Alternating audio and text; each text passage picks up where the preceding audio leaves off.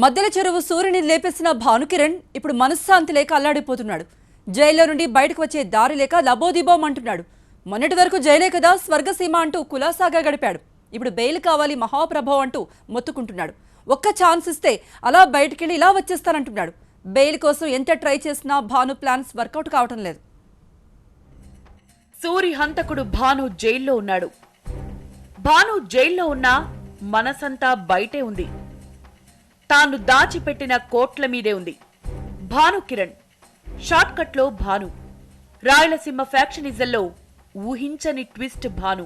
మద్దెల చెరువు సూరికి వెన్నంటి ఉండేవాడు. సూరికి సంబంధించిన అన్ని విషయాలు డీల్ చేసేవాడు. సూరి ఫినాన్షియల్ మ్యాటర్స్ మొత్తం భానుయే డీల్ చేసేవాడు. సూరి జైల్లో ఉన్నప్పుడు, సూరి బయటికొచ్చినప్పుడు భాను హవానే నడిచేది. సూరికి రైట్ హ్యాండ్ లా ఉండేవాడు. సూరికే హ్యాండ్ ఇచ్చాడు. సూరి వెన్నంటి ఉండేవాడు. గన్నుకి పని చెప్పాడు. ఒకే ఒక్క బుల్లెట్తో సూరిని లేపేశాడు. కొంతకాలం అజ్ఞాతంలో ఉన్నాడు. ఆ తర్వాత పోలీసులకు లొంగిపోయాడు. బయటే ఉంటే లేపేస్తారని తెలుసు. అందుకే జైలే సేఫ్ అని డిసైడ్ అయ్యాడు. ఇంతకాలం జైల్లో హ్యాపీగా ఉన్నాడు. ఇప్పుడప్పుడే బయటికి రావాలని కూడా అనుకోలేదు. అయితే మోడీ నోట్ల రద్దు నిర్ణయం భానుకి షాక్ ఇచ్చింది. అర్జెంటుగా బెయిల్ సంపాదించాలని తంటాలు పడేలా చేసింది. సూరి జైల్లో ఉన్నప్పుడు, సూరి జైల్లోంచి బయటకు వచ్చిన తర్వాత కూడా భాను బాగానే హవా నడిపించాడు. సూరి పేరు చెప్పి కోట్లకు కోట్లు వెనకేసుకున్నాడు. సూరి వ్యవహారాలు సెటిల్ చేస్తూనే తాను కూడా సెటిల్ అయిపోయాడు.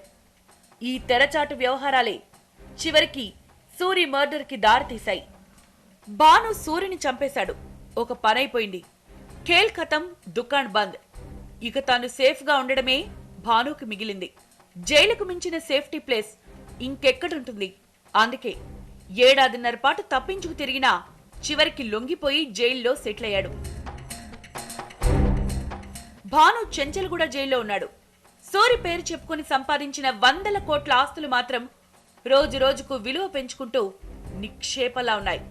ఇంకా కొన్నేళ్లు జైల్లో కాలక్షేపం చేస్తే బయటికొస్తే 100 కోట్ల ఆస్తులతో హ్యాపీగా సేఫ్ గా ఉండొచ్చని భాను అనుకున్నాడు. కానీ ప్రధాని మోదీ నోట్ల రద్దు నిర్ణయం భాను గొంతులో వెలక్కాయ పడేలా చేసింది. భాను సంపాదించిన పాపపు సంపదలో స్థిరాస్తులే కాదు, కోట్లకు కోట్లు క్యాష్ కూడా ఉంది. దాదాపు 20 కోట్లు పెద్ద నోట్లు బ్యాంకు లాకర్లు, ఇతర ప్రదేశాల్లో దాచాడు భాను. నోట్ల రద్దు జరిగినప్పటి నుంచి తాను దాచిన డబ్బు విషయంలో భానుకు బెంగ పట్టుకుంది. ఆ నోట్లను మార్చుకోవాలంటే తాను బయటికి వెళ్ళాలి, అనుచరులతో పని కానిచేయచ్చు. కాని భాను మద్దెల చెరువు సూరంత అమాయకుడు కాదు. తనను సూరి నమ్మినట్టుగా తన అనుచరులెవరిని భాను గుడ్డిగా నమ్మడు. తానే ఒక పెద్ద నమ్మక ద్రోహి, మరొకరినెలా నమ్మగలడు? బెయిల్ తీసుకుని జైల్లోంచి బయటికి వెళ్తే నోట్ల మార్పిడి వ్యవహారం రిస్క్ లేకుండా అయిపోతుందని భావించాడు భాను. తన కేసు దర్యాప్తు చేస్తున్న సిఐడి బృందంలోని ఒక అధికారిని మంచి చేసుకుని బెయిల్ కుట్టేయాలని ట్రై చేశాడు. అయితే సదరు అధికారి నో చెప్పాడు. దాంతో ఇతర మార్గాల్లో బెయిల్ వస్తుందేమో అని భాను ప్రయత్నించాడు. తనకు బెయిల్ ఇప్పిస్తే ఎంత ఇచ్చుకోవడానికైనా రెడీ అని భాను తన అనుచరుల ద్వారా బయట వ్యక్తులతో బేరసారాలు కూడా నడిపాడు. మొత్తం మీద భాను బెయిల్ ప్లాన్ బెడిసి కొట్టింది. భాను ఎంత ట్రై చేసినా బెయిల్ వచ్చే ఛాన్స్ కనిపించకపోవడంతో బీపీ పెరుగుతున్నట్టు సమాచారం. గవర్నమెంట్ కి వాటా ఇచ్చైనా నోట్లు మార్చుకునే వ్యవధి ఇంకా ఉంది. ఈ టైంలోపు తన దగ్గరున్న పాపపు సొమ్మును మొత్తం మార్చుకోవాలని భాను ఆశపడుతున్నట్టు తెలిసింది.